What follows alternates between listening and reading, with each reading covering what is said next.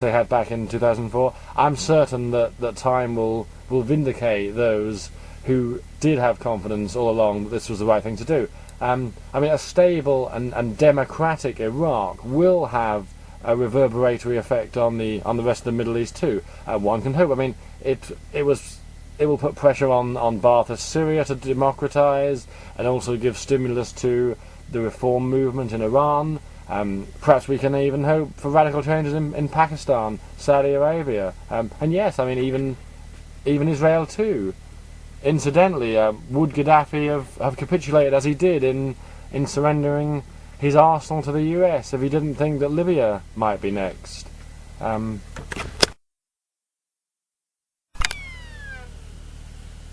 So one must ask, well, why weren't they found? Why weren't weapons of mass destruction found? Well, the Iraqi government did present an inventory to the UN stating which weapons they did have. I mean, none of which have been found either. So since the invasion, so it's not a substantive case for arguing that they never were there. I mean, as the old maxim goes, absence of evidence is not evidence of absence. If the Iraqi government had actually destroyed the weapons of mass destruction, I mean, that would have been a breach of the UN resolution anyway, so, and that's not an argument for defence either. And we do now know, which we wouldn't without the invention, that Saddam had a centrifuge, or at least it was in its incipient stages, which was found by US troops, thanks to compliant scientists. I mean, it could be that the bombing of Baghdad under the Clinton presidency, it might have destroyed more than we realise, or indeed in the early stages of bombing in 2003 under Bush. I mean, the consequences of which could be that Saddam had been lying about what he really did have. So the Arab world would still see him as a formidable force in the region. Another interesting theory, actually, is that Saddam's own scientists were lying to him, that that they had been destroyed, but they did not tell him. I mean, there was nothing in the realm of torture and humiliation that Saddam did not try. I mean, perhaps they were too scared to tell him that the weapons had been destroyed by the coalition forces. Also, I mean, Saddam made no effort to deny possessing weapons of mass destruction or the numerous breaches of the UN Security Council resolutions. I mean, if you say that the Iraq War was a recruiting sergeant for Al Qaeda and Islamic jihadists, I mean, then you must say that all things are really catalysts too. For all intents and purposes, Al Qaeda's hatred for the West and their hatred for non-Muslims is much stronger than most of us realise. I mean, there's of course been emergent information recently about a plutonium producing reactor in Syria, which had been hit following Israel's airstrike.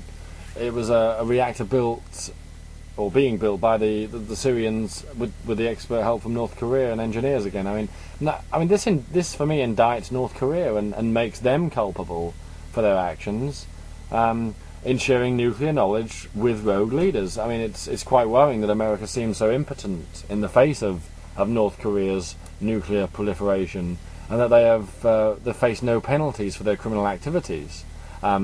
And here, of course, we have the most trenchant argument about reticence when it comes to nuclear weapons in the international community. I mean, the much derided doctrine of preemption still stands over counter-arguments, and it's supported by the realization that once a country acquires nuclear capacity, it is that much harder to do something about it.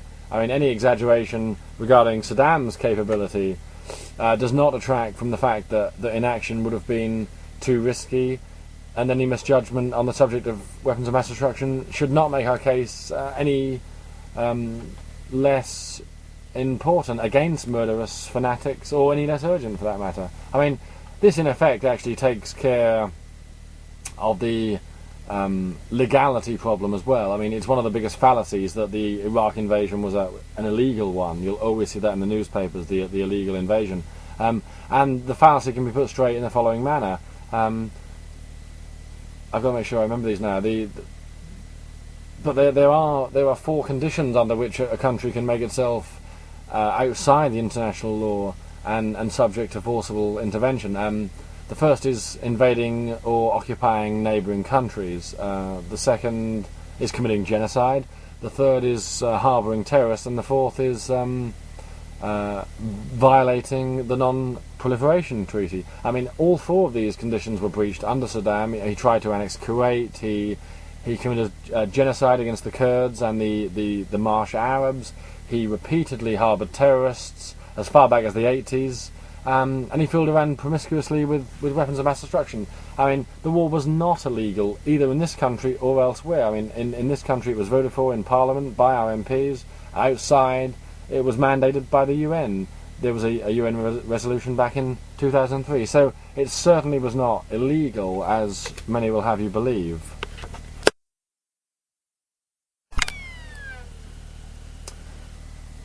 The question is often put, and by me too, why do they not do it differently? Why did they not go about it in a different way? Well, as disgraceful as it was that no leader saw fit to ready a bill of indictment for Saddam's war crimes and crimes against humanity, it might have been the case that that neither leader, that is, say, of the US or Britain, wanted to, shall we say, open the file on their country's past relationship and collaboration with Saddam.